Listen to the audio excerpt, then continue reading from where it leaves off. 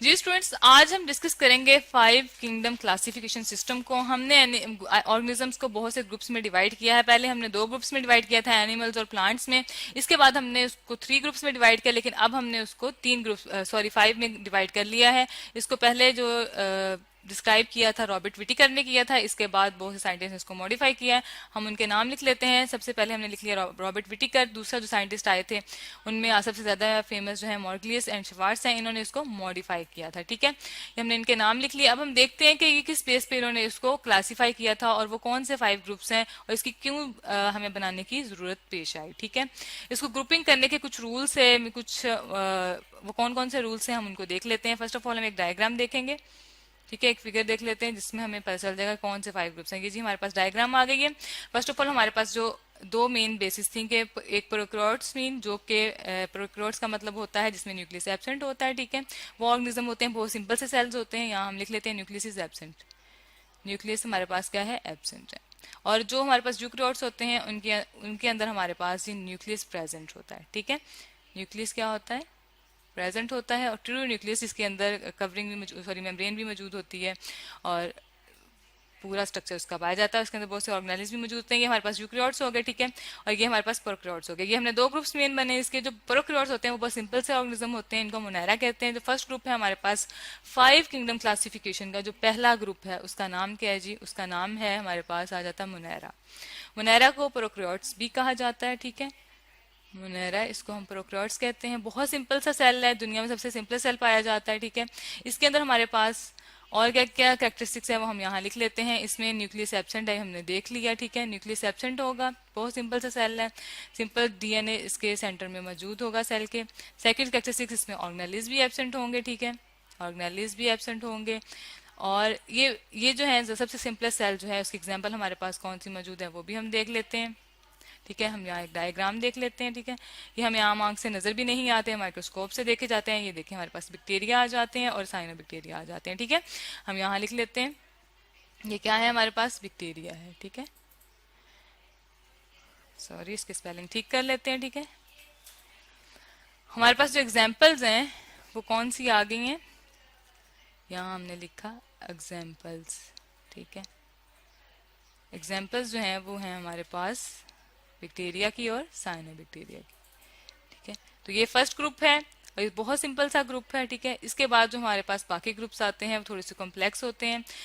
ये सब सारे सारे यूनिसेलुलर हैं। ठीक है, एक सेल पे मुश्तमिल है। अब हमारे पास सेकंड जो इसके बाद ग्रुप आएगा वो सारे यूकैरियोटिक होंगे, उनके अंदर ट्रू न्यूक्लियस प्रेजेंट होगा। ठीक है, और प्रोटिस्टा सबसे पहले आता है। अब देखते हैं जी प्रोटिस्टा में क्या क्या कौन कौन से ऑर्गेनिज्म पाए जाते हैं। जी, ये हमारे पास प्रोटिस्टा आ गया जी, हमारे पास सेकंड ग्रुप है इस किंगडम का। ठीक है, इसको हम प्रोटिस्टा कहते हैं। ठीक है, और प्रोटिस्टा में हमारे पास 3 तरह के ऑर्गेनिज्म पाए जाते हैं। ठीक है, आपको डायग्राम भी नजर आ रही है। ये हमारे पास जो पहली डायग्राम है में आपको नजर आ रही है एलजी की, जिसमें ग्रीन कलर का मैटर भी प्रेजेंट है। ठीक है, ये एनिमल लाइक है, इसको कहते हैं हम प्रोटोजोन भी कहते हैं। यहाँ हम लिख लेते हैं। ठीक है ना, प्रोटोजोन्स। ठीक है, सॉरी इसके स्पेलिंग ठीक कर लेते हैं। ठीक है, प्रोटोजोन्स कहते हैं। और साथ में हमारे पास ये कुछ ऑर्गेनेल्स होते हैं फंजाई लाइक होते हैं। ठीक है ना, ये फंजाई लाइक आ जाएंगे। ठीक है, फंजाई लाइक है, फंजाई नहीं है। ठीक है, तो ये 3 तरह के ऑर्गेनिज्म इसमें पाए जाते हैं। वन बाय वन इनकी कैरेक्टरिस्टिक्स देख लेते हैं। फर्स्ट ऑफ ऑल हमारे पास ये आता है, ये हमारे पास वैसे सेकंड ग्रुप आ चुका है। ठीक है, इस किंगडम का फर्स्ट हमारे पास आएंगे जी एलजी। और एलजी जो होती है वो मोस्टली उसके अंदर क्लोरोफिल प्रेजेंट होता है। ठीक है, क्लोरोफिल पाया जाता है। ठीक है, इसके अंदर सेल्फ वॉल भी प्रेजेंट होती है।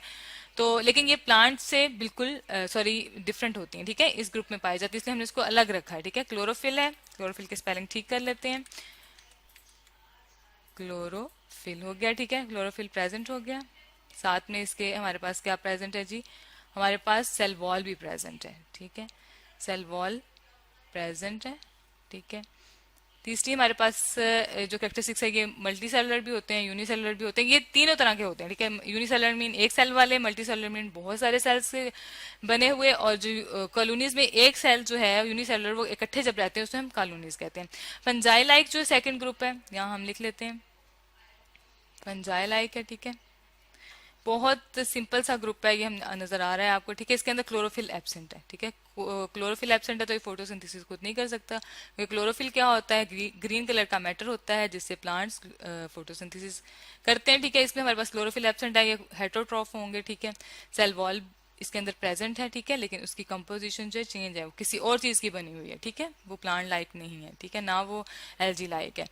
एलजी की तो खुद डिफरेंट है, ठीक है। इसके बाद हमारे पास जो तीसरा ग्रुप आ गया वो है प्रोटोजोन्स, ठीक है। प्रोटोजोन्स जो होते हैं वो ग्रुप है एनिमल लाइक है, ठीक है, इसको हम कहते हैं एनिमल लाइक।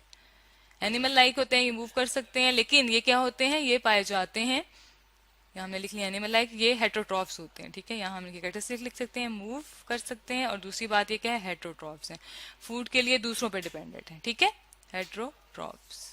अब इसके बाद हम तीसरा ग्रुप स्टडी करेंगे जिसे हम कहते हैं फंजाई। हम देख लेते हैं फंजाई में कौन कौन से ऑर्गेनिज्म आते हैं। फंजाई में एक अलग से ही ग्रुप है, इसमें एक ही पाया जाता है, एक ही जो ऑर्गेनिज्म है पाया जाता है, हमने उसको अलग से क्लासिफाई कर लिया। ये हमें ब्रेड पे अक्सर आपको ये नजर आ रही है, बेड पे लगी हुई, ये फंजाई है, ठीक है। ये जो हमें स्पोर्स नजर आते हैं व्हाइट कलर के, जो थ्रेड लाइक स्ट्रक्चर्स होते हैं, ठीक है, ये फंजाई होती है। फंजाई जो है ये एक अलग से ग्रुप है, इसको हमने अलग इसलिए कर दिया कि इसकी कैरेक्टरिस्टिक्स ही ऐसी थी, ठीक है।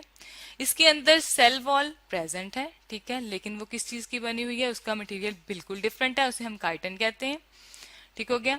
सेकंड हमारे पास ये हेट्रोट्रॉफ है, ठीक है, सेल वॉल के होते हुए, हालांकि सेल वॉल जो है प्लांट्स में पाई जाती है, लेकिन ये प्लांट्स में नहीं आता, इसमें क्लोरोफिल एब्सेंट है, ठीक है, हम यहाँ लिख लेते हैं नो क्लोरोफिल, क्लोरोफिल, ठीक है। तीसरी सी जो कैरेक्टरिस्टिक्स होती है वो ये है कि ये मल्टी सेलुलर भी होते हैं, ठीक है, यूनिसेलुलर भी होते हैं, हेट्रोट्रॉफ है, अपनी फूड के लिए दूसरों पर डिपेंड करते हैं, ठीक है, हेट्रोट्रॉफ्स हैं, इसलिए हमने इसको एक अलग ही ग्रुप में रखा है, ठीक है।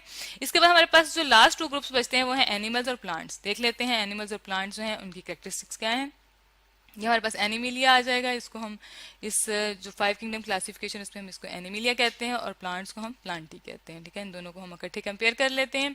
फर्स्ट ऑफ ऑल हमारे पास हम डायग्राम देख लेते हैं। एनिमल्स जो होते हैं वो प्लांट से बिल्कुल डिफरेंट होते हैं।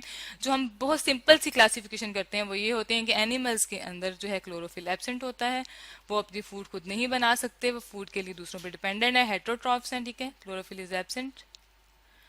दूसरी जो कैरेक्टरिस्टिक्स आती है वो ये है कि ये लोकोमोशन में प्रेजेंट होती है, ये एक जगह से दूसरी जगह मूव कर सकते हैं, ठीक है, लेकिन जो प्लांट्स हैं वो ऐसे मूव नहीं कर सकते। अब हम प्लांट्स को देख लेते हैं जी। ये हमें प्लांट्स नजर आ रहे हैं, मोस्टली ग्रीन कलर के होते हैं, इनके अंदर जो है जी क्लोरोफिल प्रेजेंट होता है, ये अपनी फूड खुद प्रिपेयर करते हैं, ठीक है, क्लोरोफिल, ठीक है, क्लोरोफिल प्रेजेंट होता है, और ये मूव नहीं कर सकते, ठीक है, इनमें नो लोकोमोशन है, हम यहाँ लिख लेते हैं लोकोमोशन, ठीक है।